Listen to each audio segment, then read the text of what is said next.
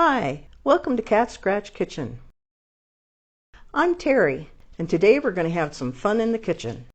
But before we get started, I want to take just a second to thank everyone that's subscribed.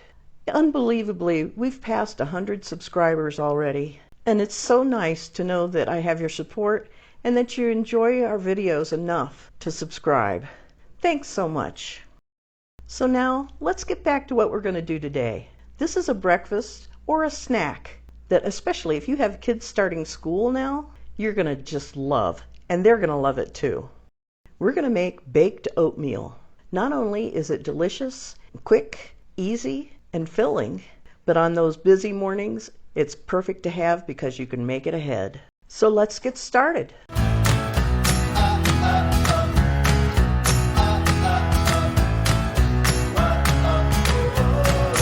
First, we're going to need 2 cups of oatmeal. Now, I used an old-fashioned rolled oat, but actually, I think a quick oat actually works better.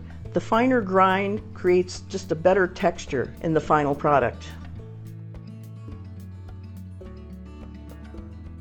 Then we're going to need 3/4 of a cup of brown sugar, well packed. Now, the brown sugar where I live doesn't pack, so I just measured out 3/4 of a cup. Next, just 1 tablespoon of regular white granulated sugar.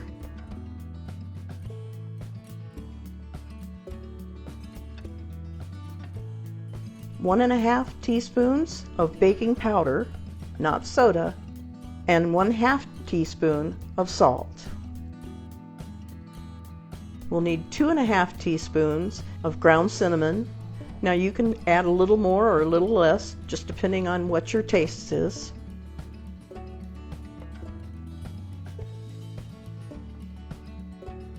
1/2 teaspoon of nutmeg. For our wet ingredients, we'll need 3/4 of a cup of regular whole milk, 2 eggs,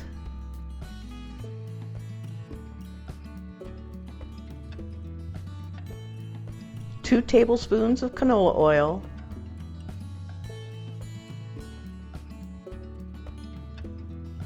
and 2 teaspoons of vanilla extract.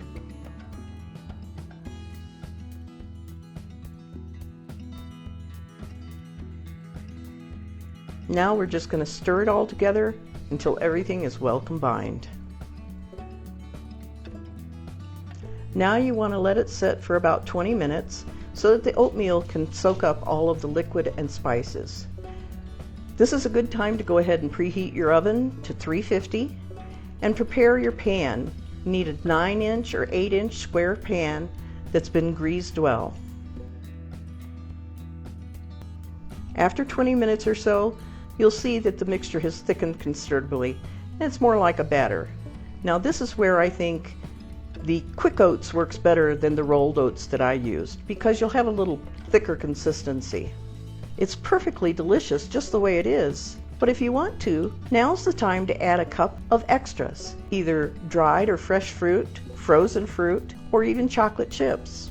I happen to have some frozen blueberries in my freezer, so I'm adding a cup of frozen blueberries. Don't have to worry about letting them thaw, just throw them in. Now just pour it into your prepared pan, and you're ready to stick it in your preheated 350-degree oven. You want to cook it for about 35 minutes until a knife inserted comes out clean. And when it comes out, it's delicious.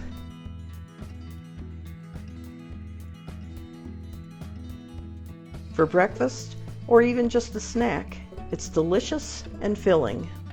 And that's it. It doesn't get much easier than that for something that tastes that good. The recipe, as always, is listed in the description, as well as a link that will take you to a copy that you can print for yourself. If you enjoyed today's video, please take a second, drop down to the bottom of the page and subscribe. And be sure and hit the notification bell so that you don't miss any of our videos coming up. And once again, thanks so much to everyone who's subscribed. I really appreciate it.